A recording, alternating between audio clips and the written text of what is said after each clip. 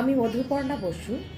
আমার স্বরচিত কবিতা পূর্ব ফাল্গুনির কাহিনী একটু পাঠ করছি। শেষবার পিছন ফিরে একনিষ্ঠতা আজও কিছু মাসুল দিয়ে যাচ্ছে। কিছু নতুন ছবি পুরনো খাতার সাথে কিভাবে একাকার হয়ে যায় শিল্পী তা বুঝতেও পারে না।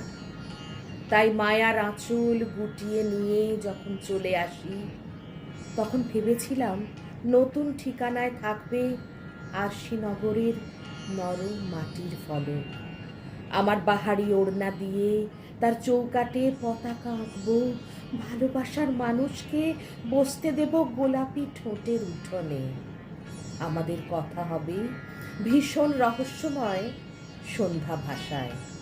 দেওয়ালের এপার থেকে ওপার লেখা হবে রোমাঞ্চকর হায়ারোগ্লিফিক।